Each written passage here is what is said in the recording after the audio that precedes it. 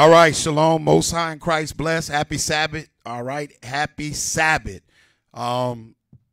Lord's will, we'll try to get through this topic today. All right. We've been kind of contemplating doing this topic for a long time. We talked about it many years ago, just to try to bring out some information for folks to understand. Turn me down a bit on treble. Just to bring out some information for folks to be able to understand, okay, our history is way more than the transatlantic slavery.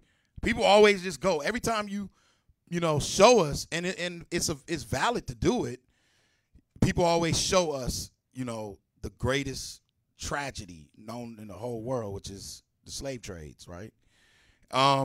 So as you start to learn and you start to realize that slavery is in the Bible, our great slavery and our oppression is written in the Holy Scriptures, you have to understand the second part of that is also it has to be some other things written, showing how our characteristics, showing how we conducted ourselves, showing the regal tendencies that Israel had, just very regal, all right? It wasn't just the mentality of, you're a slave. Now, why is that? This is the funny part. You have that same mentality that's displayed even today. You see, like, people who have money, maybe somebody got some money, they may be a sports star, they may be sing or dance or whatever the case may be, and what they do is, as soon as they get their money, they just go into floss mode. That's what they call it. They just want to shine. They just want to look good. That's our people. I mean, nobody can go and say that something's wrong with looking good. You can't do that. We're, somebody being fresh, you fresh. That's your style, okay? The point goes into, we're going to show you all this stuff, from Israelites having gold teeth, all kind of things, all right, dust and everything else. We got to show these things and showcase it just so you can have it in your mind that you're the best of the best. Let's open up with Isaiah. Let's go to the book of Isaiah, chapter 29 and let's go to 16. All right.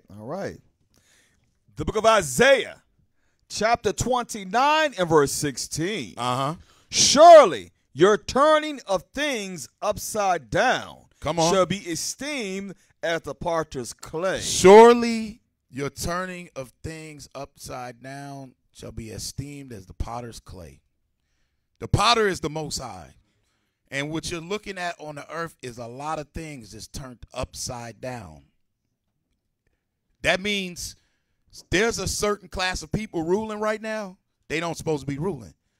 Whoever's at the highest level of ruling class, they supposed to be at the bottom.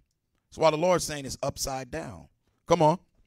For shall the work say of him that made it, he made me not? You know why this is being said? Because even though you say the Israelites supposed to be on top, and you show the reasons why, what they'll do is they label you as a hate group. Ain't nobody labeling the so-called white man as a hate group. How come they ain't labeling America in general as a hate, as a hate country? They go to every other country and bomb them. If you don't pay them their money, they wage war on you. So there's a problem with us saying the Israelites should be at the top, period. Read. Or shall the thing framed say of him that framed it? You can't tell the Most High that the Israelites shouldn't be on top. Even if you don't agree that you so-called blacks and Hispanics, whose fathers of Negroid and Indian descent, if you don't make no difference if you do not agree that you are the biblical Israelites, whoever the Israelites are then in this book, they supposed to be ruling. You ain't taking that away. Read. He had no understanding. What? He had no understanding. This is why the understanding is not there about the things being upside down. Stay in Isaiah. Jump back to chapter 24. So we try to post little things on the biblical histories and sources page. We created that so that we can show little nuances. Today I'm gonna be showing some things you probably never seen. All right. We took snapshots. These are actual books that we have. We're not Googling. This is not Google. These are actual books we have to showcase different nuances, okay? But this is why they don't understand upside down. Come on. Verse 1. The book of Isaiah, chapter 24 and verse 1. Behold, the Lord maketh the earth empty, and maketh it waste. Come on. And turneth it upside down. What did the Lord do to the earth? Turneth it upside down. Somebody may be thinking in their little mind that the earth meant the world, the whole entire world, the earth that you're walking on. Nah, we're on the earth right now when we're supposed to be in our heavens. We're at the bottom. Read on. And scattereth abroad. What'd he do? And scattereth abroad. He scattered abroad. Come on. The inhabitants thereof. Then he scattered us abroad. Come on. Verse 2. And it shall be as with the people, so with the priest, as with the servant, so with his master, as with the maid, so with her mistress, as with the buyer, so with the seller, as with the lender, so with the borrower, as with the taker of usury, so with the giver of usury to him. So the Lord is saying, I'm going to take the earth. I'm going to make all these people be in different areas. The so-called white man, he's going to go from knowing that he's Edom. He's going to start calling themselves the Greeks, the Romans, the Franks, then the Americans. He's going to go from all that. I'm going to turn all these people, the buyer, the seller, everybody. Everybody's thinking outside of how God set everything up. Ain't that the perfect way that God made it, though? Now you have to contend with the Bible. You got to look at it and go, okay, this is thus saith the Lord. Read on. Verse 3, the land shall be utterly emptied and utterly spoiled, for the Lord hath spoken his word. For the Lord hath spoken his word. So the land being empty is empty of his people. The real people are not there. The people who got placed on that land got placed there in 1948 in Jerusalem. But how come it's not all the way up and down that land? It's not. They took Jerusalem because when you take the capital of existence, that's what Jerusalem is, and then tell people that you are Jewish or Israeli. Mm-hmm. What else? Little babies coming up, everybody coming up, they looking at you like, oh, that's y'all holy land, when it's not for them. So you folks out there that are watching and learning and everything else, make sure you're taking notes. Make sure you're reading the 1611 King James Bible. Make sure that you are understanding. Go over these topics over and over again, because what happens with our people, we're so oppressed, scriptures fly out of your mind like left and right. And now I'm about to prove something to everybody. All you folks out there, you're about to be hit right now. I'm going to make a statement. I would just challenge anybody to put up, that's not true. I'm going to wait for somebody to do it too. Mm-hmm. How come a DJ can play a montage of all your favorite songs? You can remember where the dips, the highs, the lows, how to sing it, everything. But when somebody asks you a scripture, you just, I don't know what that is. But you can sing your song to perfection. What type of spirit is that? You can't say you have a memory problem. You could sing a whole song. From you ain't hear the song 5 years, you could, oh yeah, I got it now. That's it. So you start singing and everything. But when it comes to scriptures, it's just eluding you. Why is that? And we ain't gonna get the answer right now. So we going into a little history real quick. Let me first, let's do this. Pull up the catacombs. We're going to start right there. We're going to go back a little bit. Pull up the catacombs. Yet unknown catacombs. Now, for you folks that are trying to really do research, you're going to find out that certain books aren't allowed to be sold in the United States. This book was one of them. I don't know if it's being sold now. This book was one of them. They were selling another book called The Catacombs. It didn't have all the images in it. They didn't have all the images. Put the camera back on me real quick. I'm going to shine a light on it because people think we're just joking. This is the book right here that they'll sell you right now. And on the back of this book, it has a picture. I don't know. This guy looks like he might be a Frankenmike, Jake. But that's what they have in there. This book right here goes, The Christian Catacombs of Rome.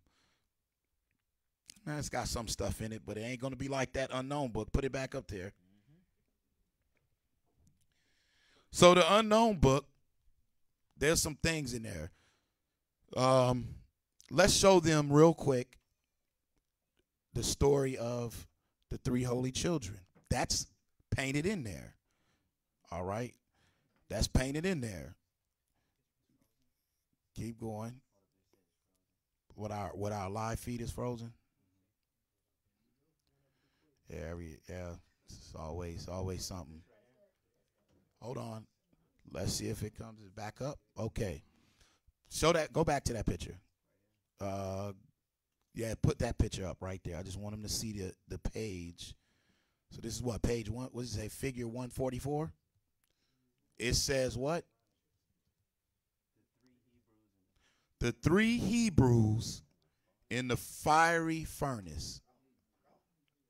The three Hebrews in the fiery furnace. Fiery furnace. Let's see how they look. Uh-oh. Uh-oh. Zoom in on them. Zoom in on their afros. You see that right there go over the other way. Look at that. Zoom in on it. You see that they have afros, their hands is up, sending up prayers. You're gonna find that a common theme in this book. A lot of the images that was painted was people sending up prayers with their hands spread it out towards the heavens, like the Bible says. Now, let me say this. For somebody that might not understand what the catacombs are, the catacombs ran underneath Italy. And in the 1st, 2nd, and 3rd century, even prior to that, what was happening is our people could not afford proper burials. So what they would do is they would take their family member, or whoever they were burying is dead. They would go to the catacombs, and they would cut out slots in the wall. You got that picture? Slots in the wall in the catacombs. I'm just showing you this. Go down. Keep going. Keep going down. Keep going. They will cut out slots in the wall, and then what they would do is they would place the dead in there. Then what they would do, there it is. Then what they would do is they would take plaster and plaster over it. So as they plaster over it, the plaster would harden. Artist will then come in, and they would, as a service, draw on the walls whatever they wanted. So of course, our people, being following Christ, they would go there, bury someone, and have the artists to put up what they represented. Stuff like those pictures of Daniel being in the fire. They knew that. This 1st century. Go back to it. There's some other shocking things in there. So, go back to the fiery furnace. Yep. So you can see the fire, kind of like in there. Scroll down with them. Yep. You can see them in the fire, and they painted this. All right, on the walls. Now, is that the only thing? No, it's not. Go over. I'll show you another depiction. They got set. Go right there. This is a depiction on the walls in the catacombs. Make it a little wider. It's of Samson fighting a lion. Now, why is this stuff not being shown to people? But yet, when you see the Pope, you'll see in the backdrop of him, he got a black Madonna, the little black baby Jesus, which you don't see. You go into other frescoes that they have, they showing the apostles black. But yet, when they come to you with the doctrine of Christianity, they have showed you their images. Now let's find out if that's in the Bible. Let's go to 1 Maccabees. Stay right there. Is our live feed still going? We still going? Okay. You know they'll shut us down so quick.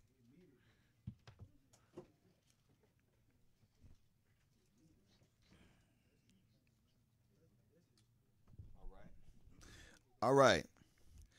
1 Maccabees, chapter 3 and verse 48. And laid open the book of the law, wherein the heathen had sought to paint the likeness of their images. Now, somebody might get very simple, and they go, oh, that was just the book of the law. But you don't understand, the books was written on stone tablets, brass tablets. So they would take and put their images. They would take and make themselves the people of the book. But you know what's funny? When we out there teaching, and we're teaching now the true history, then you want to paint us as we're the ones who are evil. Even in Christianity, when our people, it's funny, we show them, okay, this is what the true depiction of Christ is, a depiction. They can't handle that. But it's funny how we have everybody else, like he's saying, everyone else know but us. Right. Amazing. And it's going to show you something. So they laid open the book of the law and painted their images. Go to Isaac in the catacombs. Somebody painted they took a depiction. They went, we're going to draw Isaac. This 1st century. And somebody made sure they went ahead and destroyed him too. Zoom in a little bit more. I want to show somebody. Yep, zoom in. Look what they did to Isaac. He just got cut out, right? Well, if that's Isaac that they blacked out, and that's depicting a sacrifice, who could that man be right there with that little mini afro? Abraham. So they showing you Abraham with his sword about to sacrifice Isaac. And how they know is because it's written on there. It's written on the in the plaster. It's written on the plaster. Zoom in on it. See somebody see it, because we got to show we're going to plan on trying to scan some of these images for y'all so that we can put it on the new website that's coming out, Lord's will, and you'll have some of these things to just go back to and look at it, because contrary to popular belief, everything that you see of us, they only want to show you just the whips and the bruises, right? You see that?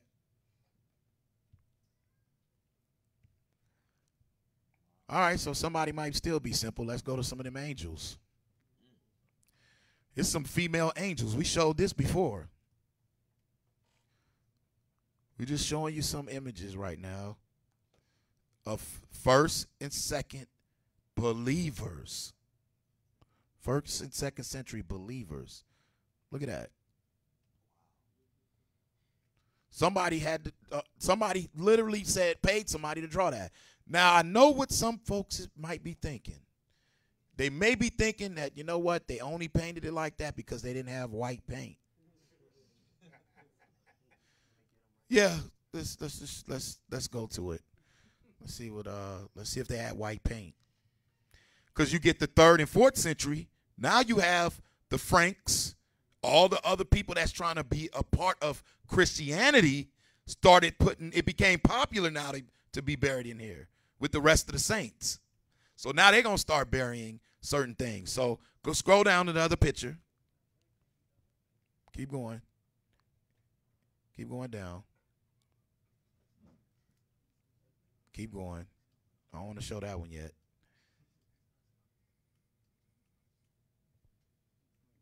Right there. Put that one up. So I guess clearly they have white paint. Yeah, zoom in. Zoom in. We taking our time with you today. Zoom right in on it. Yep, show it to them. Yeah. Yeah, blush on and everything, huh? So this is later. This is not even in the unknown book, but this is later as they start to go in and now start painting their stuff. They just now it becomes a popularity. Like, okay, well, you know what? It's the Christians. Christians is getting buried here. We're Christians. We're in Christianity. Put it in there. Go ahead.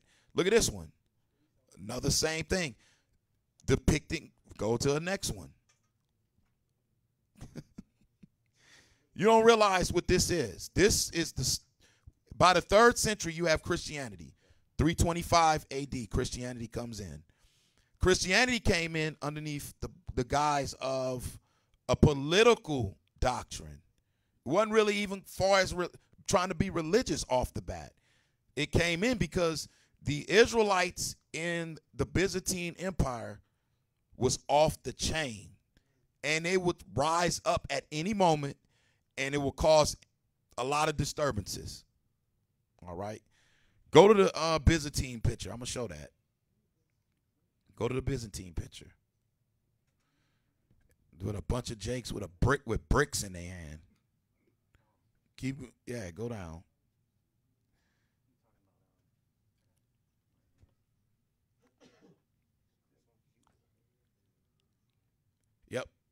Yep.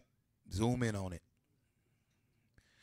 So this is a depiction of an event in the Byzantine Empire that happened on a new moon.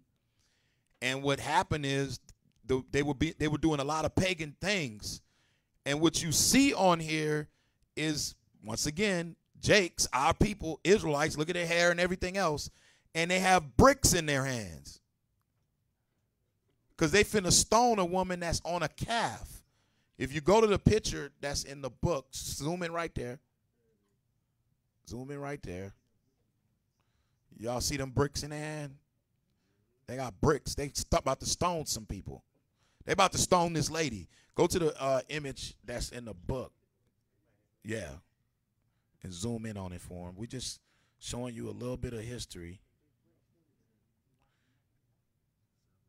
You see, you see that?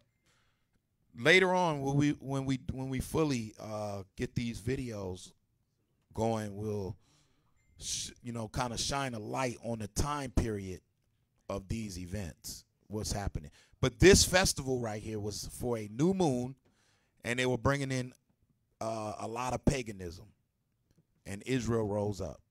All right. To stop that, as you can see. Okay. Now, let's go back to the Bible. Let's go back to the Bible a bit. Go to Isaiah chapter 13.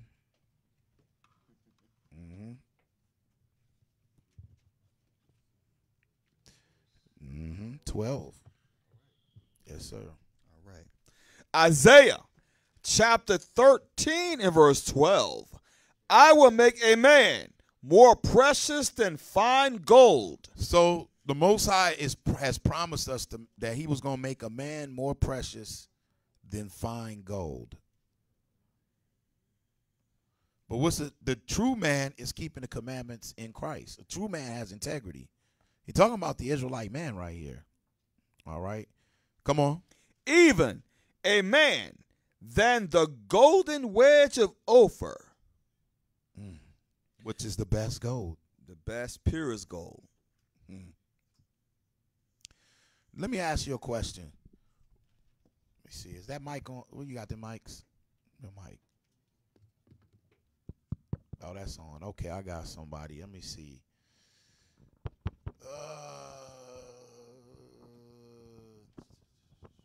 Chiz.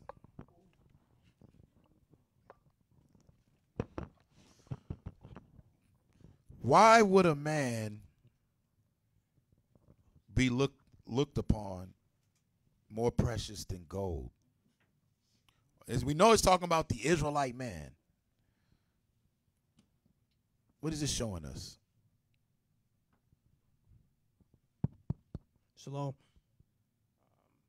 The Israelite man will be looked at as gold. That's when he's being righteous. He's doing all the commandments, and he's okay. What else? And he's also refined. Al, I'm not saying you're wrong. He is refined. Shalom, Most High, Christ bless. Cause that Israelite man he gotta be tried as gold in the fire. Mm-hmm. The Israelite man must be tried as gold in the fire. He has to be put through trials. He has to be put through tribulation. And he has to go through fire. It ain't going to be a lot of men left. It ain't. Because men got to get out of their own ways. This is why you're seeing a lot of stuff. When we're going to start showing a lot of different things, and you're going to understand, wait a minute, we had all this, royalty. How did that disappear?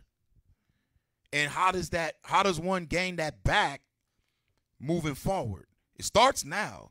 It starts with you renewing your mind, understanding who you are. But then the application, it has to happen. Application has to be there. The man that's more precious than fine gold, he understands Christ, and he understands how to apply the knowledge and the wisdom that Christ gave out. Read it again. Isaiah chapter 13 and verse 12. I will make a man more precious than fine gold, even a man than the golden wedge of Ophir. A knob. Where's your mic?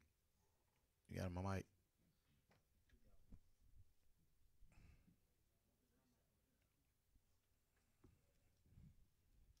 Shalom, Most High, Christ bless. Does this also go into us being put back into our rightful position? Of course. Okay. Of course. Right. Israel gonna shine.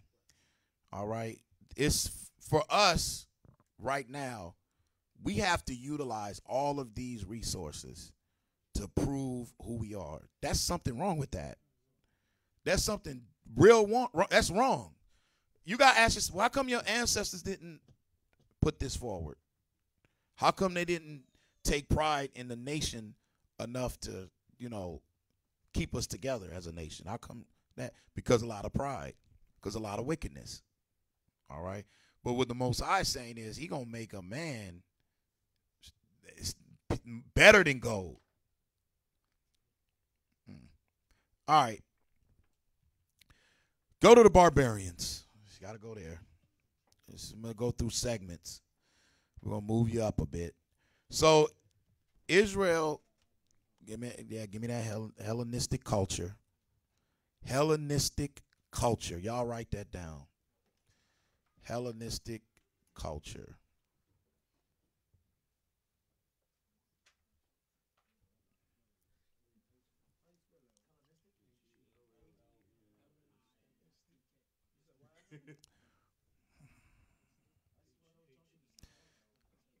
Somebody type it in online for them, too. They might be asking the same thing.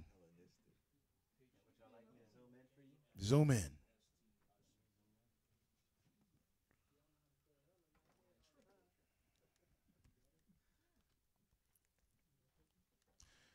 Here's the funny thing about this. Go to the next, let me see what clip I want you to do. The regular barbarians. What's written. Go over. Keep going. Keep going. Right there. Now go one more. Keep going.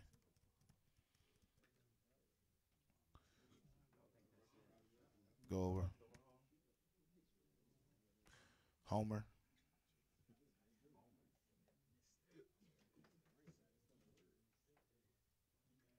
Keep going. Right there. Right there. Bring that up. This says right here from this book, it says, the outstanding philosopher was not the only eminent Greek for whom the barbarians claimed credit. They asserted that the outstanding Greek poet and the outstanding Greek conqueror belonged to them. And presently, with growing assurance, they sought to demonstrate that personage in their own tradition were fully equal to any the Greeks might produce. Homer was claimed to be both Assyrian and Egyptian. Now, you know what's funny about this? Because the so-called white man has stolen everything from you. He stole everything, including the Greek civilization was stolen from Javan. All right, from Japhet. The point that is so crucial here, let me see who's thinking. Joab. Why is this so important for us? We're reading just this little passage. Somebody grab my mic.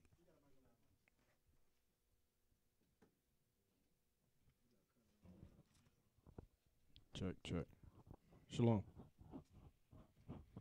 Can you ask a question again? I'm sorry.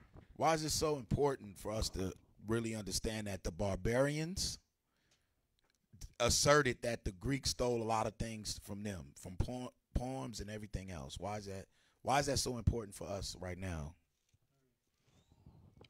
It's important for us. To my understanding, the barbarians were also Israelites.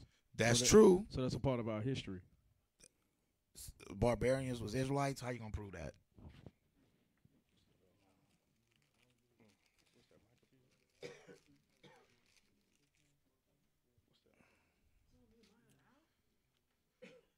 Barbarians was Israelites.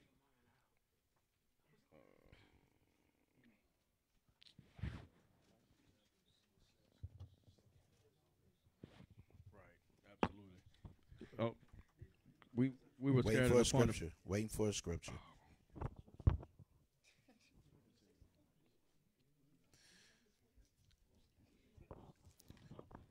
Because you got other excerpts within that book right there. Go to the one where, scroll over. Keep going. Deuteronomy 20:64. Keep going. Let me get that. Why you say 3 and 2? Barbarian Colossians. apologetics. Right there. You said Yep. 3 and 11. Who got it for us? Colossians 3 and 11. There you go. Let's go there real quick. Colossians chapter 3.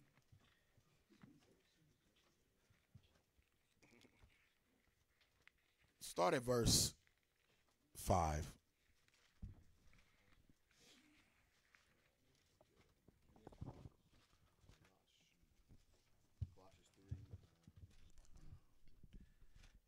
You want Colossians? Start at verse 5. Okay. Colossians chapter 3 and verse 5. Mortify therefore your members which are upon the which are upon the earth, fornication, uncleanness, inordinate affection, evil concupiscence, and covetousness, which is idolatry. So to mortify means to deaden.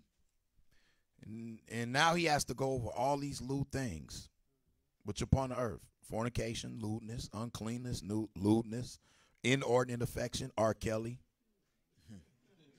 Evil concupiscence, R. Kelly.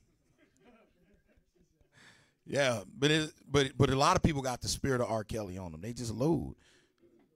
That's a problem. Even in our community, it's a problem because it falls upon a deaf ear because nobody cares about this community unless you're making money. We're going to prove that too with a couple things. But read on.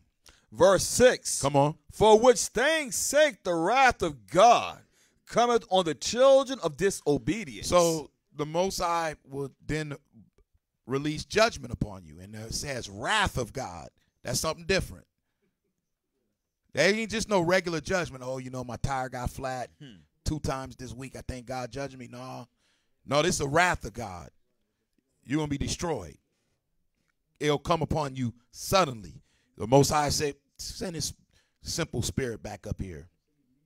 Immediately. Now you standing before the Most High. Most High send you back. You can be blind, crippled, have a 35-inch foot 1 foot is 35 inches. Mm-hmm. We seen that before. Yep. Remember, we seen it. It was a guy, his foot was like, man.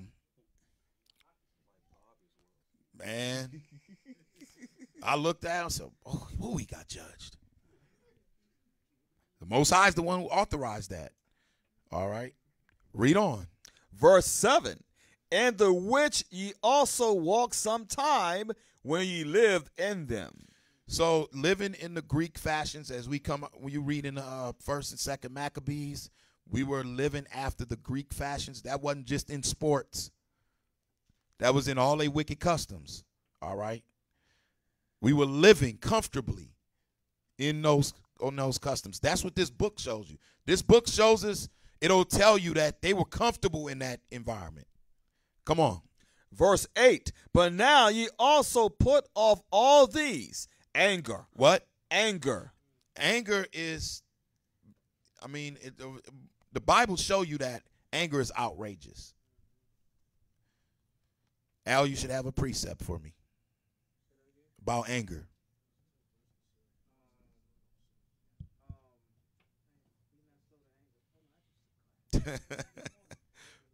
Read on. Anger is one. Come on. Wrath. Come on. Malice. Come on. Blasphemy. Come on. Filthy communication out of your mouth. Filthy communication. That was all a part of it. All of this. You had this before slavery. You had this before your transatlantic slavery. Israel don't know how to conduct themselves. This is why we went into these things. But read on. Verse 9. Lie not one to another, seeing that ye have put off the old man with his deeds. Come on. And have put on the new man, which is renewed in knowledge after the image of him that created him. So the new man supposed to put on Christ. You're supposed to be walking in that now. You're supposed to be renewed in your mind. You understand how you need to conduct yourself with your people and how you need to act on this earth. You need to act as a righteous judge. The women, you need to have the highest level of respect because the Most High created you to be that creature that's just luminescent. I'm going to put it that way. It's for another topic. Some people are real lost. Read. Verse 11. Where there is neither Greek nor Jew. So the separation, Greek or Jew, is being said now because Israel was scattered and became as the Greeks. That's what we're reading up in this book. They're like, oh, that's our custom too. We got those customs. That show you Israel invented some wicked customs too. Read. Circumcision, nor uncircumcision. Knowing the law, not knowing the law. Come on. Barbarian. What? Barbarian. There you go. There you go, Joab. Barbarian. Come on. Scythian. Or Scythian. Both of those are Israelites. They were living a barbarian. A person that was considered a barbarian was not Greek proper. Meaning they didn't consider him a natural Greek. They could consider them Hellenist or Hellenized. Okay? What that meant is that y'all are not really Greek. You're just living as the Greeks. That's a problem. Yeah, it's a problem. Israel doing that.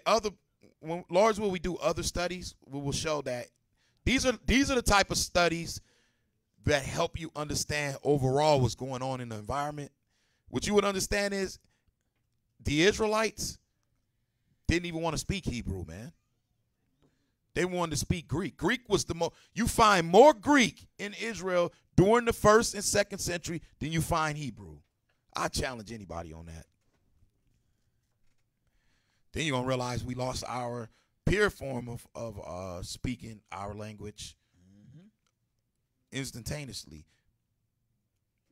It's for another topic. Read it again. The book of Colossians, chapter 3, verse 11, where there is neither Greek nor Jew, circumcision nor uncircumcision, barbarian, Scythian, bond nor free, but Christ is all and in all. So what he's showing you is that for Israelites being separated and doing different things, it don't make no difference. You got to all come back in Christ. Because what Israel was doing was alienating those who was outcast, who was living as the Gentiles. Mm-hmm. They became Gentiles. They became as heathens, and they were considered as such.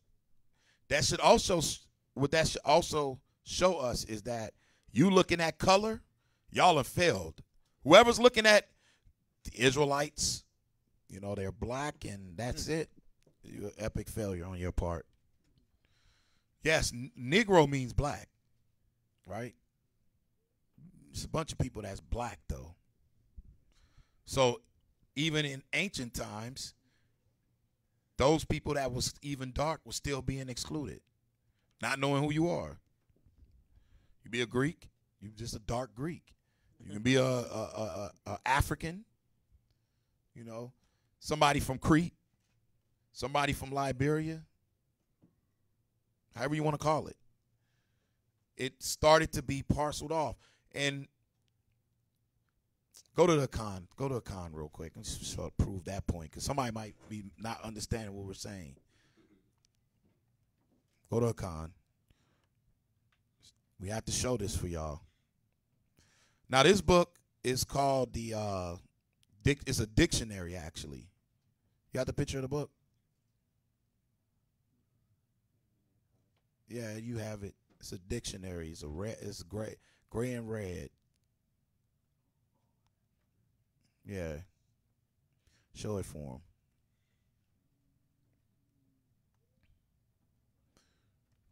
Keep going.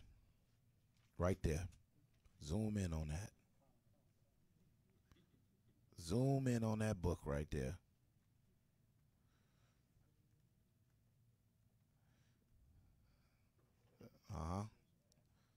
It's called The Peoples of Africa.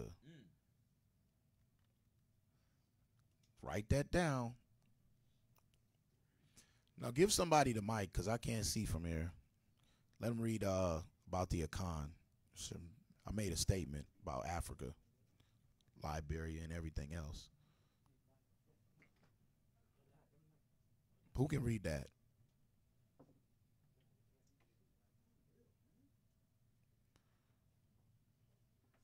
Read that. Zoom in for him.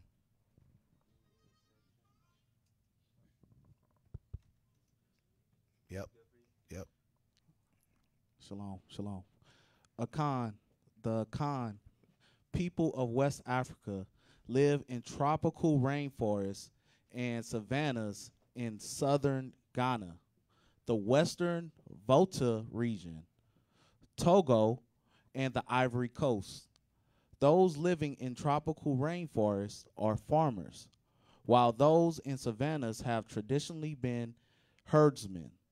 Large number of the Akans are migrating to the major cities of Ghana, Burkina Faso, Togo, and Ivory Coast, where they work in a variety of industrial and service occupations.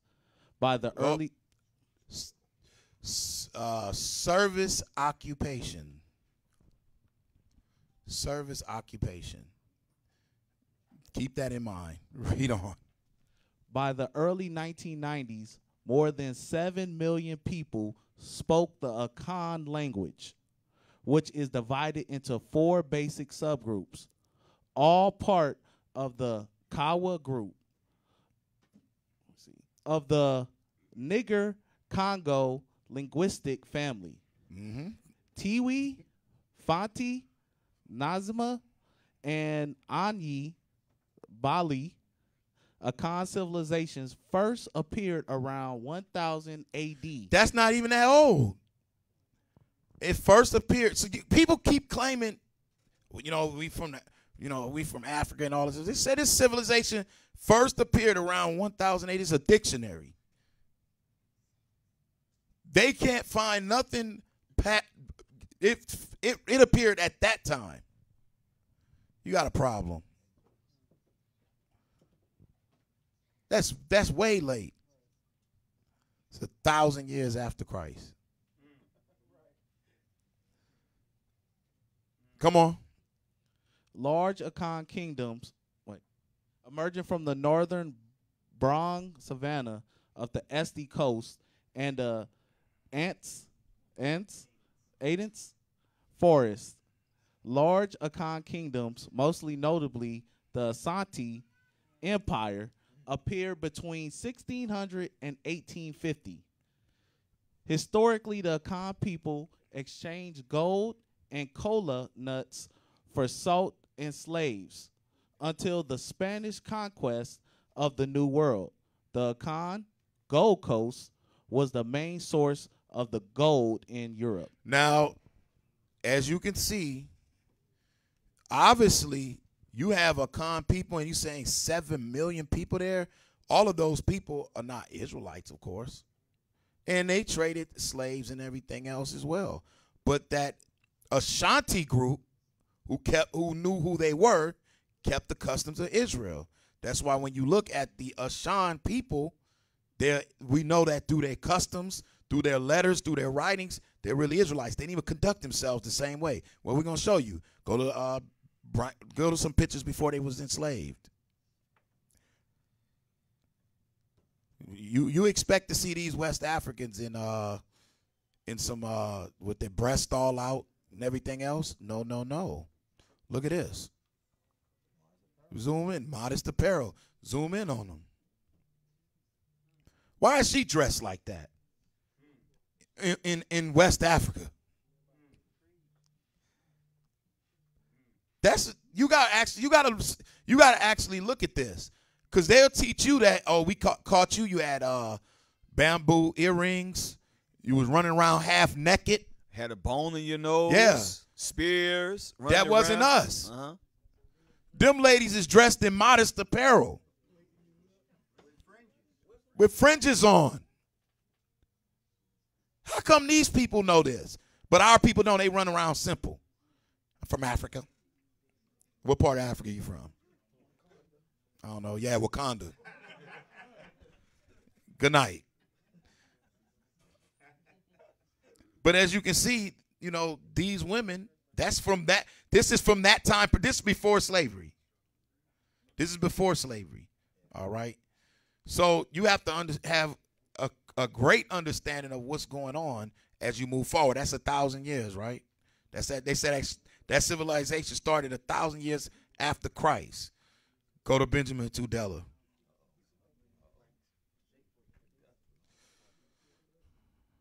Right there. Somebody got to read that.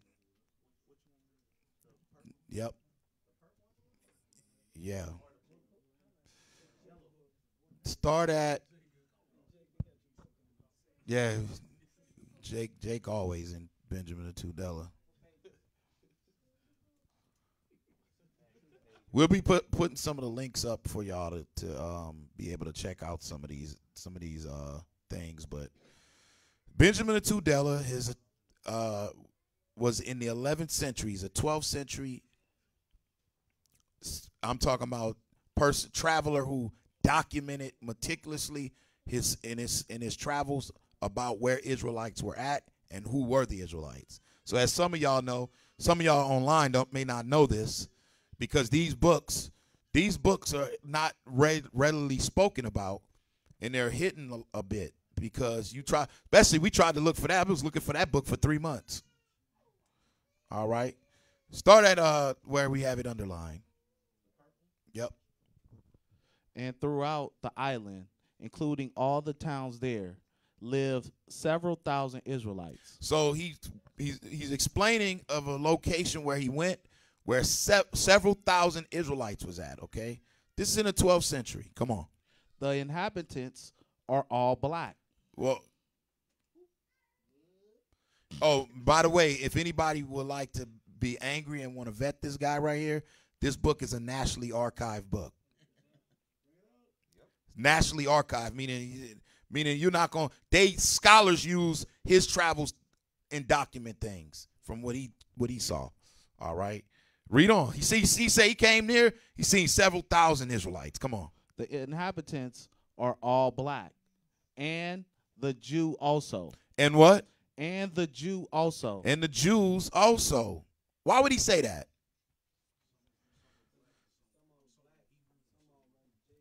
Because what you got to realize is Israel mixing in with everybody. Israel scattered in the four corners of the earth.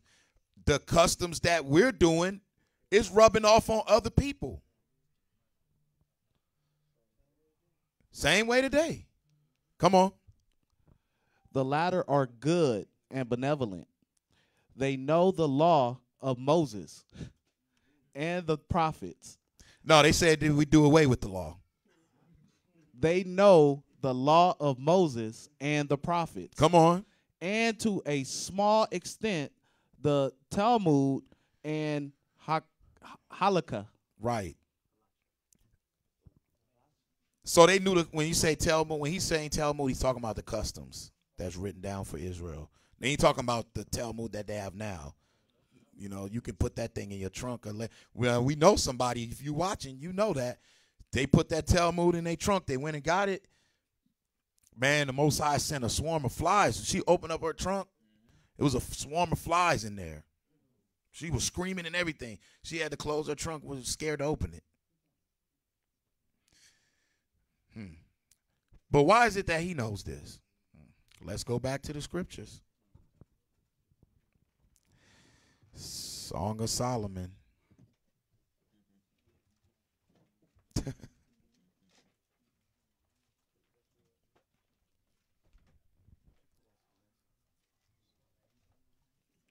I'm giving y'all some chance. Just giving some time right now. Just give some mercy. People got to find it. Look at the table of contents.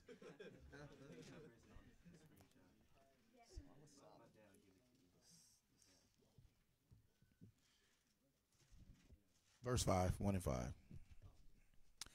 All right. The Song of Solomon, chapter 1 and verse 5. I am black. So it was no different back then. He knows that. I am black. Come on. But comely. But beautiful. Black and beautiful. Come on. O ye daughters of Jerusalem, as the tents of Kedar. The tents, he's giving you an analogy of the blackness.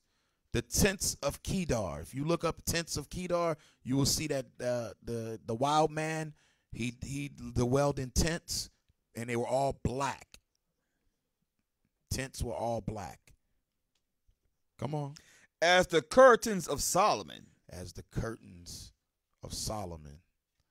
That's the curtain. What is the curtains of Solomon? Does anybody know? Curtains of Solomon. So a lot of times we think that in our history we didn't know how to develop things and colors and everything. Israel knew how to develop colors. I'm talking about reds, purples, blue. We knew all that. Okay? And what happened is the Most High gave direction to Solomon on how to exactly make certain things, how things should look. We showing you is that everything to the smallest minute detail was thought of. The Most High didn't had Israel out there looking bad. It was looking real good. That's why when you look at even when you go into the law, how the priests dressed, they didn't dress like anybody.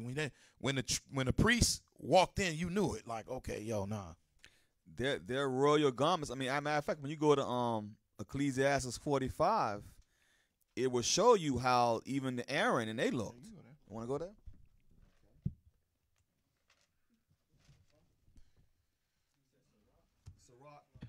Sirach chapter 45. And what it's going to show you, matter of fact, start at verse 6.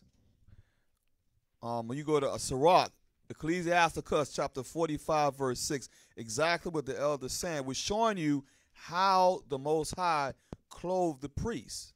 Go ahead. And why we wear our priestly garments. It's going to show you.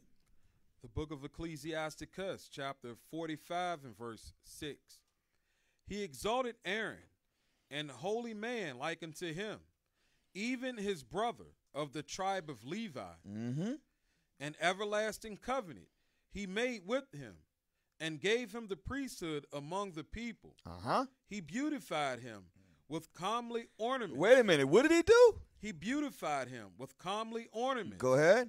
And clothed him with a robe of glory. Go ahead. He put upon him perfect glory, and strengthened him with rich garments. Wait a minute. With what garments? With rich garments. You see that? Look at the image. Your rich garments. Go ahead. With breeches. Oh, so you sure? Breeches with the men, right? Breeches.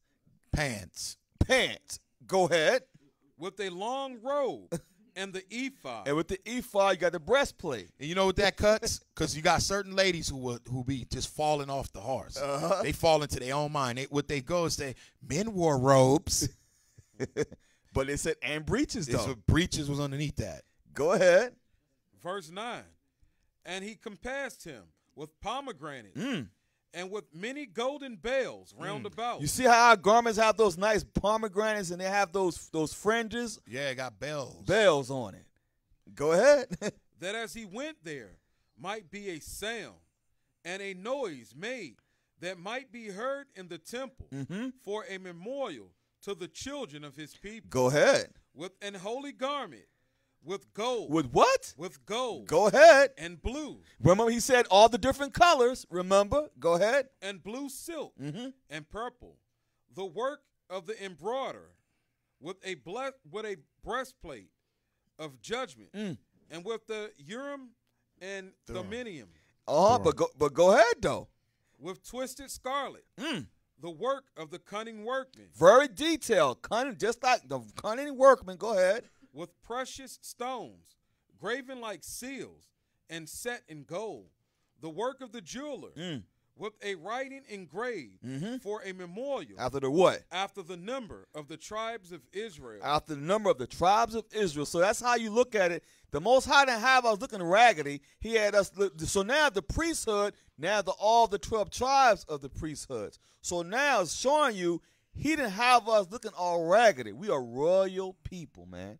And this is before the transatlantic slave trade. Right. Go back to Song of Solomon. Read verse 10. You think you was just fresh in your clothes?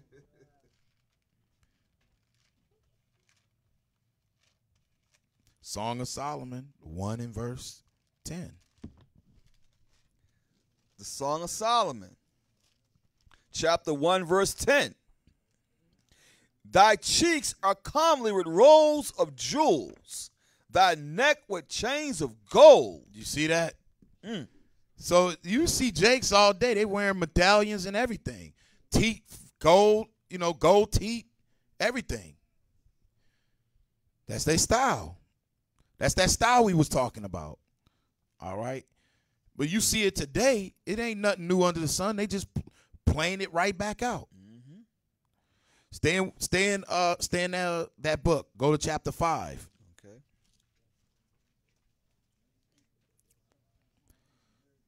Verse 11. Song of Solomon, chapter 5 and verse 11.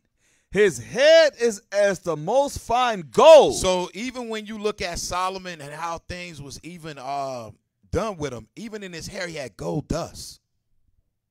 So when the sun hit it, you can imagine how majestic it looked, and then his servants looked the same. Yeah. To the point where people didn't know who, they were like, wait a minute. Sheba, the queen of Sheba, her name is not Sheba, she's a queen of Sheba. For all you Haile Selassie maniacs. But she was like, she came far to see it. And when she saw it, she was like, oh, even the servants in his establishment is top notch. But just imagine gold dust in the hair. This is why people like this kind of stuff. And his locks And his what? And his locks. And his what? And his locks. You got folks talking about you can't have locks. What? And his locks. And his locks. Come on. Are bushy and black. Bushy and black. As a raven. As a raven. Bushy and black as a raven. That's why you see brothers is coming right back to who they are, man. Mm-hmm. And some of the men that's returning, and their hair growing faster than the ladies. That should say something else. A whole nother topic. Brothers just come out. Ladies been putting Vidal Sassoon. I'm gonna go old school for the old people. I caught some of the old people right there. Right. They putting shampoo and all kind of stuff in there, and a brother just one day wake up out of the yawn. I think I'm gonna let my hair grow. 3 months later, can you braid my hair? Can you braid my hair? They like, man, I don't care about. But look at what else Israel had that we read today. We go to verse 14. Uh-huh. His hands are as gold rings set with the beryl. See? His belly is as bright ivory overlaid with sapphires. And that beryl, man, them rings with beryl green, you wear that, man, looks super royal. All right? That's showing you style. Yep. You know, slavery beat us down to where it now have you looking at style and money. Style never had to do with just money, man. Somebody was just, okay, that's his style. That's how he rolling. Yep. Yeah. You got it. Since we're on fashion, let's go to Ezekiel 16. Like the elder said, we've been had style. But where did that style come from? Who gave us that style? Give me Ezekiel 16. Start at 10. Go to verse 1 to see who gave us the style. See who's speaking. And then skip to 10. Do 1 first and skip to 10. The book of Ezekiel, chapter 16, and verse, you want verse 1? Start at 1 and go to 10. Yeah. Okay. Go to 1 and skip right to 10. All right. The book of Ezekiel, chapter 16, and verse 1. Again, the word of the Lord came unto me, saying. So the word of the Lord came. The Lord speaking to him. Now verse 10. I clothe thee also with broidered work. So the Most High, the Lord, Christ clothed us with that broidered work. You look up that word broider in Hebrew. If I'm not pronouncing it wrong, it means rikmah, which means variegated, which means what the elder was saying, colorful. Colorful broidered work. See, even Esau know this. That's why Esau made all them colorful what, y'all? Coogee sweaters. They know our style. Who wear that the most? They know our style. They know our style. Colorful. Read on. And shod thee with badger skin. Uh-huh. And I girded thee about with fine linen. With fine linen. That's why people so stuck on Gucci and Prada and Chanel and all these things. Fine linen. It's just now the nation's capitalizing off us when we should be owning all these type things. But we fail. Read on. And I covered thee with silk. With silk. Some more fine linen. Come on. I decked thee also with ornaments. Even look how our women dress. They put the little bands on their head, little ornaments, little tinkling things everywhere. Come on. And I put bracelets upon thy hand. Uh-huh. And a chain on thy neck. Why the brothers wear chains? That's a sign of success for any young black man. Oh, yeah. You know, they get in the street life, you get a chain and some J's, you think you made it. Yes. And that's a result, again, of coming from slavery, not having that. So you want to look successful. You want to show people you'll have some type of success in life, so we spend our money on these things, but it's really in your culture. Jewelry. Jewelry. Y'all name is in that word. Read on. Verse 12. And I put a jewel on thy forehead. Don't the women wear the little jewel, the little band, and put the little jewel, the diamond or a ruby or something right there laying on their forehead? Come on. And earrings in thine ears. Mm-hmm. And a beautiful crown upon thy head. Thus was thou decked with gold and silver. The brothers love the gold, they love the silver, they love the platinum. Because your foreparents dress like that. That's why you can look at a rap video. As soon as you get some money, whether it's legit money or legal money, you running right to the jewelry store. It's why, can I say one thing? Yeah, of course. Why you think we look beautiful when we wear that stuff? It looks better on us than anybody else. Exactly. Everybody else look fraudulent with it. They don't look right with it. Even when you ever seen Edomites put on the head wraps when they go over to Africa and stuff, it looks out of place. It don't look right. We know how to rock it because it was meant for us. Come on. Thus was thou decked with gold and silver, and thy raiment was of fine linen and silk and broidered work. Thou didst eat fine flour. We like good food too. You know who throw down. Like again, just like it said, Black history before slavery. All these inventions, all these business you got, like the restaurant. Who y'all think was making that food and who y'all think stole the recipes? We was making all that stuff. Believe that. The inventions. We was the ones working, so we had to invent things to make it easier on ourselves. It's just because we was so-called owned by Esau, they got all the credit for it. Come on. And honey and oil, and thou was exceeding beautiful. We were beautiful people. And that's still in us. You can get a lady who's a crackhead, who smoked, skinny, lost all her weight, beat up, but she'll try to still make herself look good. She still try to make herself look good because by nature we're a beautiful people, man. And Esau destroyed us by different means to bring us down, to make us look at ourselves lesser than what we really are, the holy people. Finish that verse on, that's it. And thou didst prosper into a kingdom. When we were keeping the commandments, loving thy brother, we prospered as a kingdom, as a people. It's not about individuals, Floyd Mayweather. It's about nations, man. It's about the nation. Come on.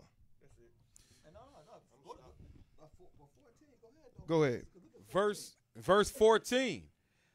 And thy renown went forth among the heathen for thy beauty. Right.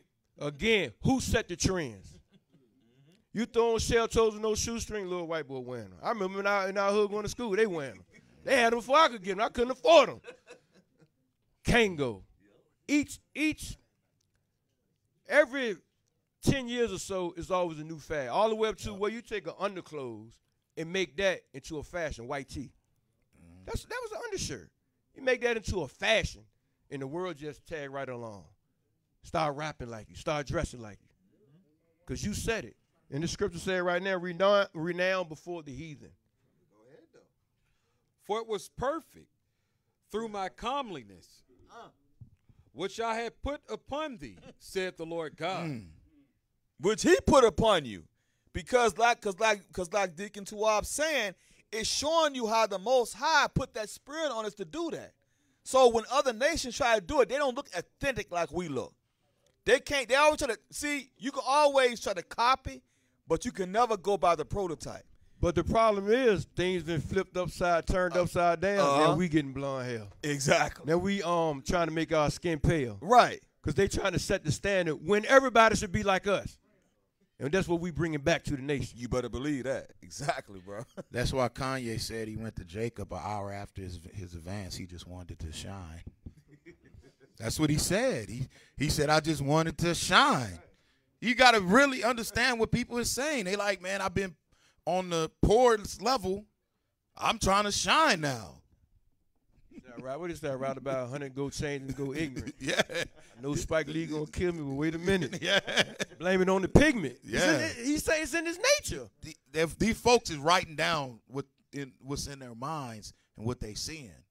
You know what I'm saying? So for us, we got to return back is really the essence of it. You got to first return back in the mind. Because what they did with the money, this is another book y'all ain't never see. Let me show you another book. What they did with the money. Yep, right there. Zoom in on it for them. The picture with the cover. Zoom in on it real quick. Just real quick. Scroll down. It says Confederate currency, the color of money. Ben, read that right there. Zoom in for him. I want y'all to really pay attention to this. This right here, if you don't understand anything, wrap your mind around this. This is something that's real crafty, and they've done this to our people in this side, in this slavery. Watch this.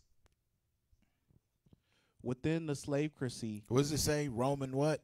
Roman goddess of money. Roman goddess of money. This is what they're putting idolatry upon you. Watch this. Go ahead. Within the slavery,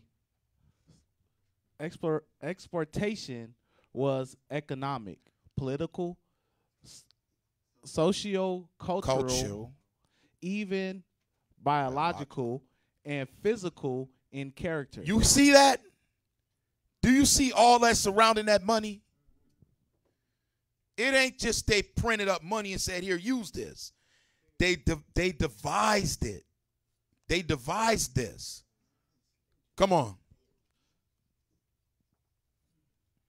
New groups of people, such as the mulattoes, native, who is Israelites as well, mulatto. They was using that word too because they were calling them dark. They were saying that they were copper in tone and red in tone. They were dark people who they call savages and mulattoes. Come on. emerged and were enslaved, thereby expanding the number of the slave case. In the image titled Slave Prophets, engravers recycled a classic mythological figure to legitimate slavery.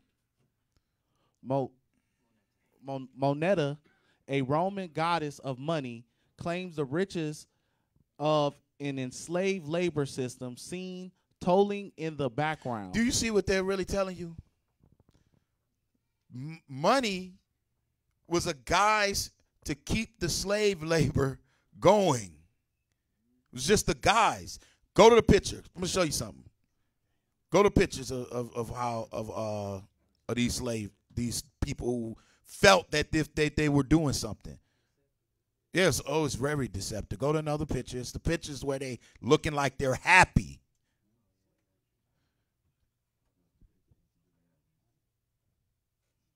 Go down. Yeah, zoom in some of that. Zoom in this. Zoom in this. Look at this guy right here. Do you see that? I hope y'all seeing this picture. Ain't no way in the world they drew this man happy picking cotton. That man T smiling. Look at this guy. They got him in there just as happy as I don't know what, picking cotton. Look at this. Look how they got him. This is not accurate, man. But what they're showing you, and this was done with money. It made him feel like he was important. If they said, you know what, you did a good job. Here's this money right here. That's Confederate money. Look how he looking. Now he a happy slave. It's just another illusion. Where he gonna spend that at? I guess he was one of those indentured servants the governor was talking about. Go to the picture of who pictures was on the money. And for y'all that don't really understand, they have all these dollar bills and everything else. I was gonna purchase one down in Petersburg, but I said, man, it might make me snap. Look at that. And for those who keep being ignorant and thinking George Washington was not on this money, go to that George Washington one. Somebody might be ignorant and thinking that right there. Got him. Yep. Ain't that something? The father of your country is on Confederate money. Ain't that something? Wow. Zoom in on him. Got him. Got him. Document him. Scripture says, prove all things. Mm-hmm. Look at that. Look at the evidence. But let me say this. I'm going to speak to the family. But you got our people killing for these folks' money. Yep. For a piece of paper, you will take somebody's life. You don't see something desperately wrong with that? For a piece of paper, you will kill somebody for that paper right there. But if you're so willing to kill somebody for that paper, why you ain't running off into the banks? Some of the boys is really running into the banks, but then they're getting popped just as fast as they running in there. This man got, listen, man, this man got cameras everywhere. This is a system. Go to that picture. This is right there. Look at this. Look at this. What is he smiling about? When you go to 1 Timothy chapter 6, and when you go to verse 9, it's going to show you something. Because look at what our people, we're fighting for something. Here you fighting for this paper that got your master's, you have your oppressor's picture on it. And they got you dressed up happy like you happy to get right, that money. Right. But that's why I'm saying that's what I'm going with today. That's what I'm going with it today. Go ahead. You know what? You a good guy. Yes. What we gonna do? We gonna pay you $7.50 an hour. Mm-hmm.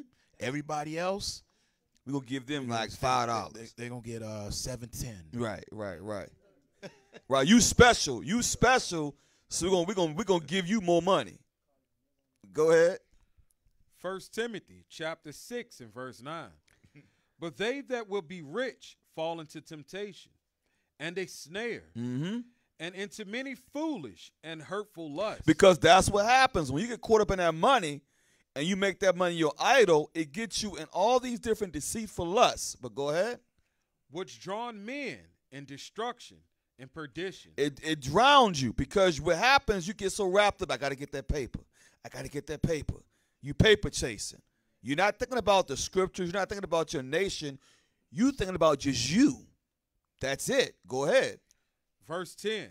For the love of money. It didn't say money was the root of all. It said the love of money, because you have what spirit on you when you love money? Covetousness, right? That's idolatry. And it make you not care about your people. Mm-hmm. And in case in point, Floyd Mayweather. Exactly. He could care less. He can care less. He don't care. He even like, said listen, it. man, I'm spending my money, man. I'm doing all this and that. Because remember, it's the love of money is the what? For the love of money is the root of all evil. And the lack of it, too. That's why people be robbing, too. The lack of it is the root of all evil, too. Go ahead. Which while some coveted after. See, coveted after. You have that strong desire to want it. Go ahead. They have erred from the faith. They've erred from the faith, because that's what happens. You make that your God. Go ahead. And pierced themselves through with many sorrows. With many sorrows. That's what can happen. That's why you look at that money. We look at how it's depicted to our people. And don't think because you a native or whatever the case may be, and we going over this, you don't have a part of it. We're gonna show you some things. Go to Mississippi Valley. We're gonna go to a book, an old book. Let's go to Mississippi Valley. Mississippi. These are books that you folks. These are them off the grids. Let's go right there. Let's just show them real quick. Show the cover, the inside page of it for them too. Show the book cover. Yeah, show them that. Now, keep going. Right there. This is this book right here. These is one-off books. Let's read. Minister Ezra, you probably have to read this. Go to the next. Go over. Yeah, right. Now go over. Come on, keep going. Keep going. Keep going. Keep going. Keep going. Right there. Zoom in. You got one that's zoomed in like that. Don't you have one that's zoomed in already?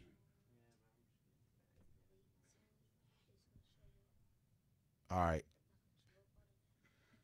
In this book, I want y'all to see what these people are saying. This book is they talking about some things that elude a lot of you folks out there in the land of the dead. Watch, read that real quick. The top, it says, dragons of the prime that tear each other in their slime. This primeval man is believed to have resembled the Esquimaux, a race ever fighting with cold, while the Indians, who were in possession of the continent when recorded history begins. We know who the dragons are. Read on. The so-called white man. Were of a type quite different. As to the origin of the Indians, fanciful theories abound. One interesting to many being that they are descended from the lost tribes of the house of Israel. You see that? They was looking at back then, all the way back then, when they still fighting against them, they looking to see, hey, wait a minute. We got to figure out who they are. And when you read later in this book, they tell you it's because the way they building structure was. They were building just like Egypt. So they didn't come over here and these folks didn't know how to build. They knew how to build. Read that part again. As to the origin of the Indians, fanciful theories abound, one interesting to many being that they were descended from the lost tribes of the house of Israel, dispossessed by Asiatic conquerors to wander as far as America across Bering Straits. Who shall tell us whence they came? When history begins at any rate, this one race is in possession from the Arctic Circle to Cape Horn, red in hue. Their physical characteristic. So what they're saying is who can tell us whence they came? We can't. They've been building here for a long time. They're red in hue. Now, they threw out some stuff like the Bering Strait. That was their thoughts. That's where they get this from. No, we know that they came across from just like the transatlantic slave trade. They came across the Atlantic and was in the Caribbeans. All right, that's where they started at. Everybody over here was not, you know what I'm saying, Israelites. Everybody over here was not. But they're coming up to the certain particular ones, red in hue. Why are they saying that? Go to a picture. Let me show you. Secret Book of Mankind. Secret Book of Mankind. Go to the Secret Book of Mankind. Show them the book. Right there. The Secret Album of America. The Secret Museum of Mankind. What do they know? Why do these folks have the authority to even do this? Because they know stuff. They researching. They going, oh, they look like Israelites. Let's go to a picture of one standing by next to something here. Keep going. Right there. Whenever they say red in hue, understand what they're really saying is ruddy. Like David. Ruddy. People look at David because what happens with the unlearned Israelite, what they'll do is they'll go, ruddy means red. Because look at Esau, he's red. They don't realize, first of all, Esau, the Most High put the plague of leprosy on him. So this is why they look the way they look. Secondly, you looking at these pictures right here, man. If you was to look at this, is black and white, but you can look at this man. The texture of his skin is got a glow to it, even on a black and white picture. Go down to the next picture. Look at this woman. Braided hair. Come on, give me another one. Look at this woman. These are going all the way forward into what we have now. All right? Look at this woman's skin. These are black and white pictures. Come on. Give me another.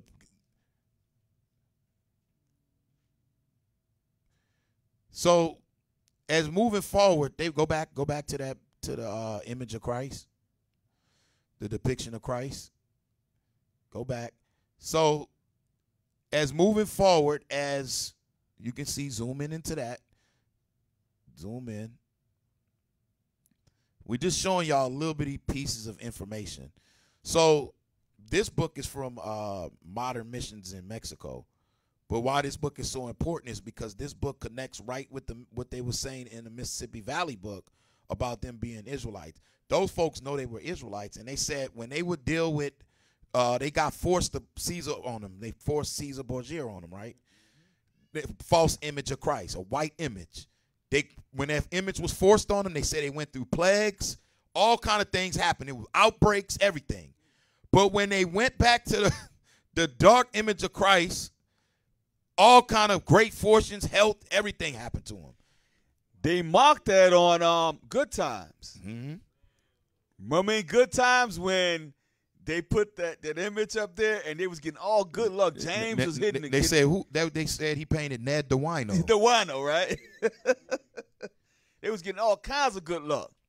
Now, read this book. I want you to read a page in this book real quick. Go to the page. I want y'all to see this because some people think that this is fairy tales. Yep, read that right there. Go into that.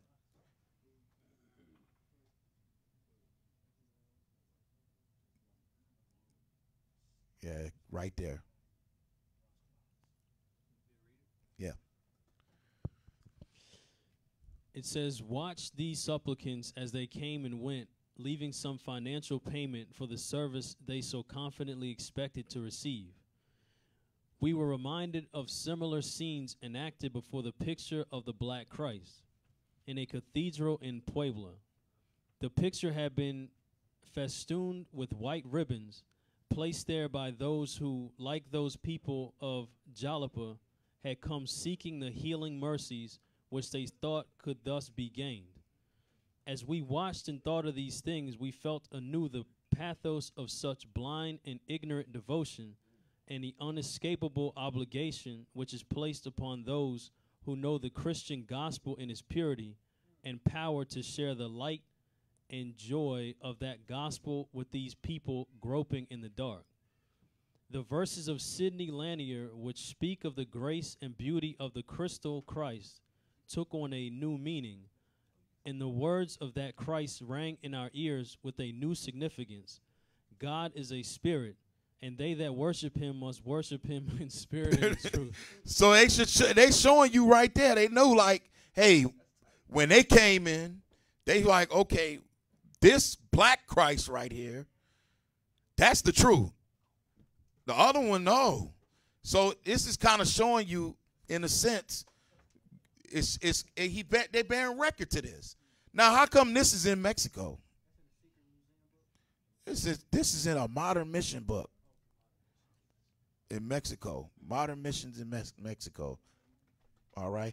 I'm going to try to snapshot and put a lot of these covers up or whatnot, but y'all got to realize as you move forward, there was a lot of devious devices like that slave money, putting Israel against each other, making people think that they're better than some other people. Like you have in Virginia, the college. Go to that book. Yeah. You got a college where they this book right here, Black America Series, Richmond, Virginia, right? So in this book, they showing you pictures of go to the college ladies. We put this up before. Zoom in on them. You got the women there. That's the graduating class of 1901 from Hartshorne Memorial College, courtesy of Hartsborn Memorial College Annual Catalog, 1901 to 1902. All right. When you look at these ladies, one thing that should stand out, well, a couple things should stand out. First of all, in 1901, how come none of them are standing there with pants on? You don't see these ladies with their breasts hanging out. You ain't seeing nobody saying, let me take a booty shot. Let me stand this way so they can nope. Yeah, you definitely ain't seeing nobody talking about, never mind. Anyway, you look at these women, they like united under a common bond, but these are college women from 1901. From 1901. Now go to the picture of the school. Yep. So y'all, this is a school.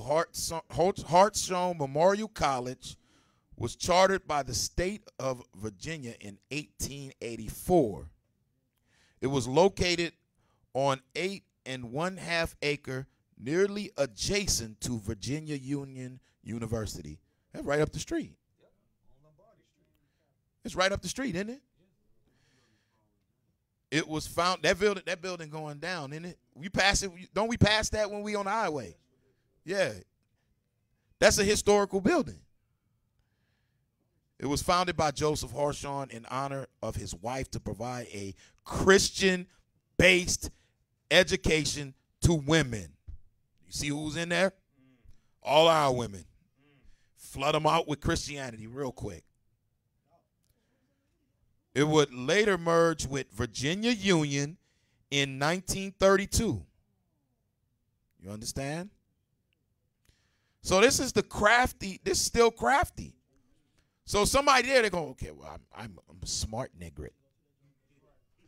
I'm smart. Well, you only learning the madness of Christianity. But even at that essence, even at that stage right there, you see them, y'all. These women are even more mindful than our women. You can even look at it. When you go through this book, it will start shining the light about how our people conducted themselves in the midst of oppression and had some type of way more integrity than what we have now. Morals. Okay? It's right there, right down the street. It's right down the street. It looked like the building is falling apart. Yeah, I don't know if you want to go in there.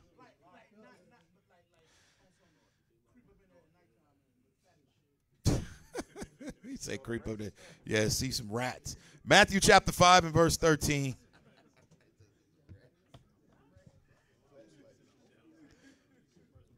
Yeah, you go up in that building right now, you don't know what might jump out on you. Matthew chapter 5 and verse 13. Okay. Say Matthew chapter 5 and verse 13. Ye are the salt of the earth. What does the Bible say that the Israelites are? Are the salt of the earth. The Bible says ye are the salt of the earth. Christ is saying that. The Israelites, you're the salt of the earth, man. Read. But if the salt have lost his savor. But if that salt has lost its savor, the flavor, if it's no good, why are you putting salt on something if you can't taste it? But what's lost to us is the commandments. The way you conduct yourself. That's the flavor that's lost. If it loses that, what good are you? You're going to be grinded to powder. The whole thing about Israel is that the Most High has did something for you that he did for no other people. He gave you the majestic laws, statutes, and commandments, and he gave you an opportunity to rule in an everlasting kingdom. You can't beat that. Come on. Wherewith shall it be salted? Come on. It is thenceforth good for nothing. If you ain't keeping commandments, it don't matter who you are. You the Israelite who got money. You think you look good. You the Absalom of Israel. makes no difference. You lose these commandments, it's good for nothing. Read. But to be cast out and to be trodden under foot of men. Trodden under foot of men. Cast out and trodden under foot of men. Isn't that happening? So in order to get your flavor back, you got to return back to commandments. Then everything starts to rejuvenate, like you see brothers wearing the majestic garments. You know, sisters coming with all type of decorations and everything. You look at our women, especially from in these times, their hairstyles. Show them a picture of it. You got our women, they doing all type of hairstyles and all type of things. I mean, just you can't even match it. When they step out, bam. You like, what? Zoom in on her. It just like Deacon Tawab was saying, you can't put this style on nobody else. They're going to look crazy. No way. But then our women do it and they just start shining instantaneously. You want to get your true shine back, you have to return back to the kingdom, because the Most High, this right here, what we looking at, there ain't gonna be nothing in the kingdom. He said the Most High promised to make Israel way better. Finish reading that.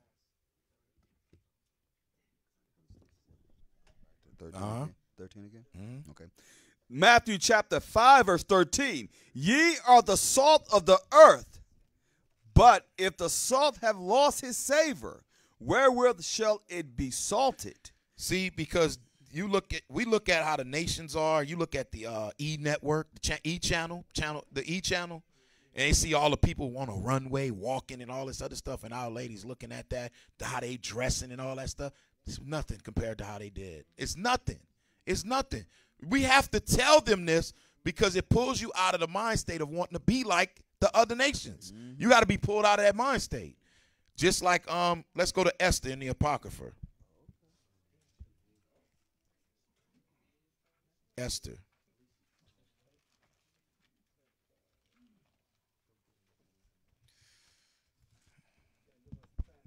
Yeah, I know. I'm gonna give y'all some. I'm gonna give y'all a call. So I need some time right now. I know that's right.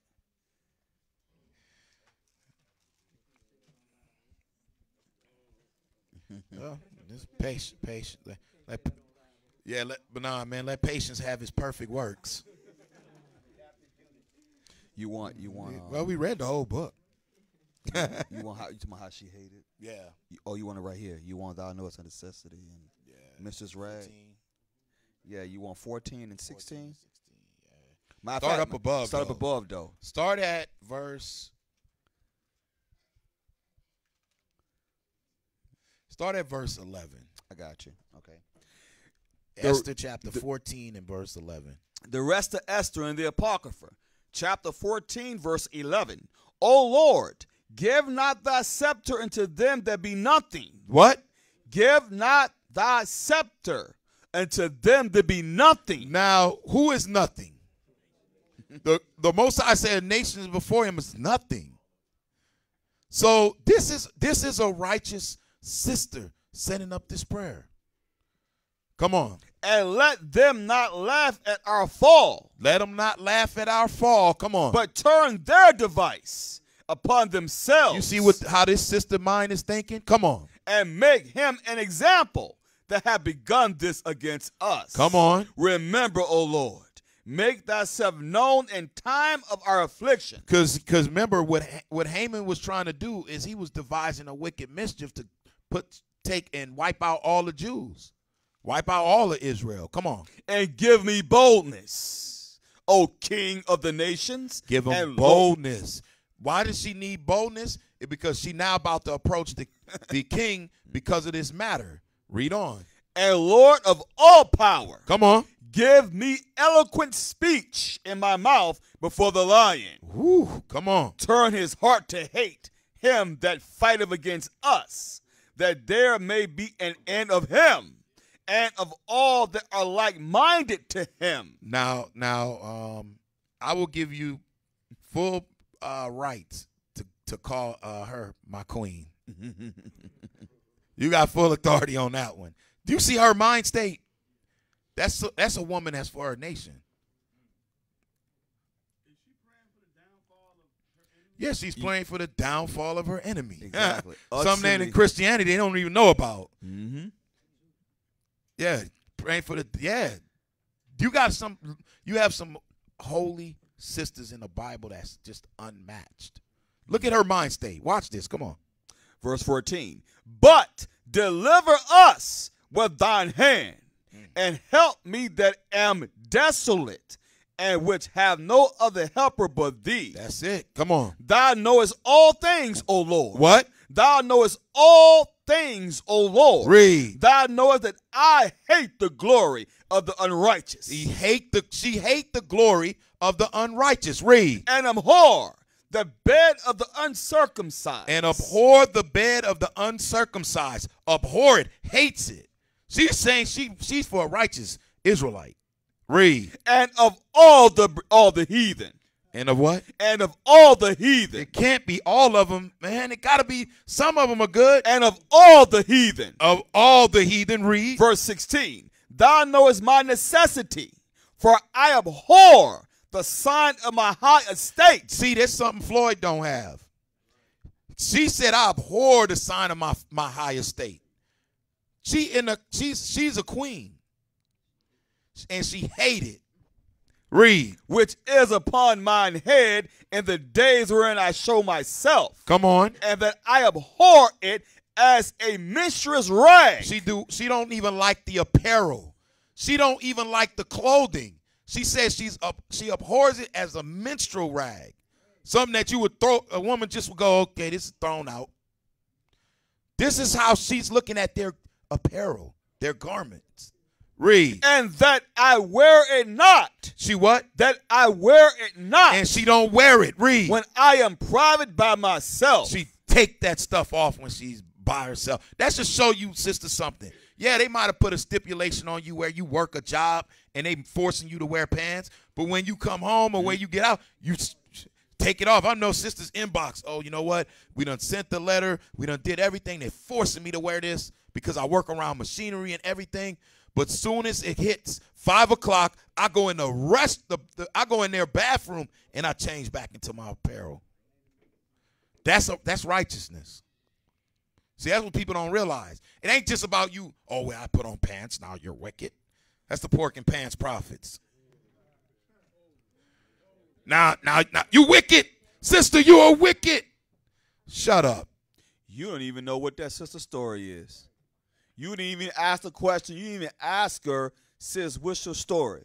But you just assuming just because assumptions can get you hurt. Yep. Because you assuming something, you haven't even asked a question. Don't even know that sister could be an Israelite like the brother, like he just saying. She could have just came from work, man. You have no clue. Don't even know. Because somebody can probably run up on me. I tuck my shirt in because I work in a corporate environment. I tuck my shirt in. I was like, let me tuck my shirt in. You know, I'm just corporate America. But don't trip. If I pop my shirt open like Superman, you're going to see all type of Israelite junk underneath there. Sometimes I pop it open a little bit. Some people walk by, they go, oh, very interesting today, I see. It's just, what are you talking about? Oh, yeah. See you later. See you later. Yeah. Yeah, you play. Yeah, that's the favorite one. Yo, where'd you buy that at? You got fringes on. Do you play in a band or something? What's just the ignorant Israelite gonna be like, I'm a Hebrew Israelite. Understand? This is what we wear right here. I don't give the heathens nothing. Oh, what is that? I don't even know what you're talking about. Just threw this on.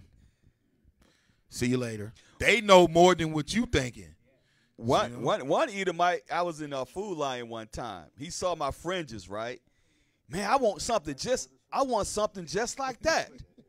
I said, man, you can't. I said, listen, my wife made this for me, so it's just a style, man. You know, you see, you just have to be very, very, very mindful and you have to be wise as a serpent and harmless as a dove, man. That's it. Straight up.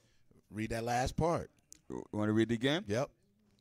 It says here, I abhor it as a menstruous rag, and that I wear it not when I am private by myself. You see that? Righteousness.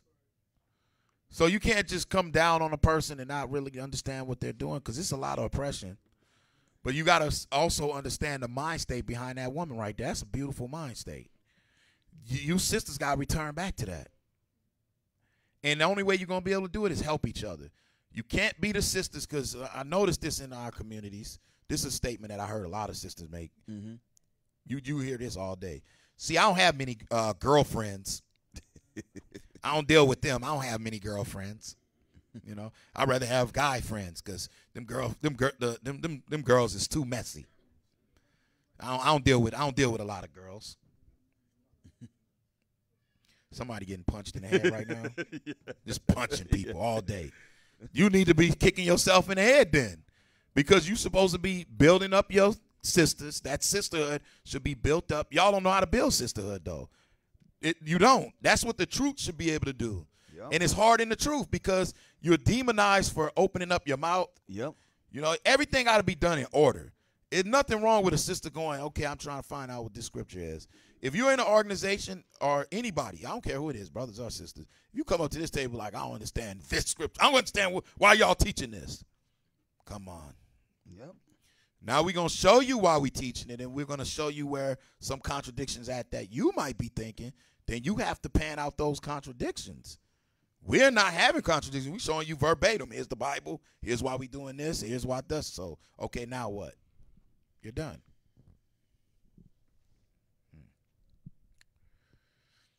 Sisterhood needs to be worked on. Matthew chapter 27. Just got to prove this point too. In verse 35. Last couple points. Okay. St. Matthew chapter 27 and verse 35. And they crucified him. They crucified Christ. Come on. And parted his garments. Come on. Casting lots, that it might be fulfilled, come on, which was spoken by the prophet. They parted my garments among them, and upon my vesture did they cast lots. A lot of people out there, especially in Christianity and in the mind state of the so-called white man, you believe Christ wore rags. Christ did not wear rags. Nobody's going to cast lots for a busted up, wrinkled garment, right? Tore up garment. No, he had on a nice garment. This is why they cast lots for him, okay? When you read other parts of like Song of Solomon, it tell you how Christ will be decked out as far as his clothing and everything else. Also tell you how he sat at the table and that smell, that spikenard went out. It show you that Christ, man, everything from his whole life, everything was mapped out through the scriptures, already prophesied of, right? Even the fact that they took his garment and tried to part it. That means that whatever was dyed on his garments, they wanted that. It had to be real nice, all right? Don't fool yourself and think that Christ walked around like a bum. It's not a bumite doctrine. You're supposed to be making something of yourself. And Christ was in the Roman captivity. He was rendered unto Caesar. Remember who money it is? Rendered it unto Caesar. So he had to deal with the other nation's money. But you didn't see him flipping out. That money was a means to an end. Oh, help my brethren. Pay Peter taxes. Feed some people. You know what I'm saying? Pay some things for folks. Christ didn't walk around like, okay, well, money has made me this. No. That money is a means to an end. That's why alms is so important. Your alms supposed to represent also that you're not attached to this man's economical system like that. You go, okay, you know what? I understand what this money is for. It's for defense. That's it. It's to help deliver somebody from the snares of debt because of captivity. That's it. So you can never be afraid to give alms. Psalms 149, verse 4. Psalms 149 and verse 4. The book of Psalms, chapter 149 and verse 4. Come on. For the Lord. For who? For the Lord. Come on. Taketh pleasure in his people. He taketh pleasure in his people, the Israelites. The Lord takes pleasure. So if you return it back, the Lord is not going to forsake you, man. What are you thinking about? He's not going to forsake you if you return back with all your heart. Read. He will beautify. Come on. The meek. He going to do what? He will beautify the meek. Come on. With salvation. He's going to beautify the meek with salvation. A person that's meek, it just has strength under control. The Lord has promised to beautify the meek with salvation. Boy, boy, boy, we got so much more to go. The book of Acts, chapter 5 and verse 29. Man, we didn't even hit the Byzantine. We didn't hit the Vikings. Oh, my goodness. We got so many part twos. I know, that's right, so many part twos. The book of Acts, chapter 5 and verse 29. The book of Acts, chapter 5, verse 29. Then Peter and the other apostles answered and said, we ought to obey God rather than men. We are going to obey the Most High in Christ rather than man any day. We're going to follow the scriptures as it is written, all right? But you have to understand all of the holy apostles, all of the Israelites that follow Christ are going to be beautified. You're going to return back. The Lord is going to restore. He's going to restore that which was taken. You just have to have patience and wait upon the Lord. That's it. Don't take this man's system and get comfortable in it to the point where you want to kill your brethren for money. You want to outshine somebody all day and every. No, it's not about that. Do what you're supposed to do. Do your responsibility. Make sure you take care of responsibilities. But more importantly, make sure that you have integrity and honor to take care of the brothers and sisters that are around you when you can, because you may fall. You need somebody else to try to help you out. All right? We give all praises to the Most High in Christ. All praise for allowing us to at least hit some of these things, try to shine a light on it. It's a very difficult thing to do because, you know, you have to really point out certain nuances, and that requires a lot of studying, all right, a lot of study time. That's right. You folks online, make sure that you sign up. This is the last 2 weeks or whatever, last week. Passover is coming. Next week is the end, is the deadline. Make sure you sign up. Make sure your funds and everything else. All right, reach out to us. There's a lot of people reaching out, but we need to know exactly what you're doing. We're going to set up next week the people that are in place to advise you and everything else of how to maneuver and everything in here. So we'll get the names and everything listed down, okay? Make sure that you continue to send up the prayers, y'all. Keep sending up the prayers, all right? We're getting your emails. We're seeing it. Keep watching, keep learning, okay? And with that, we say, Shalom.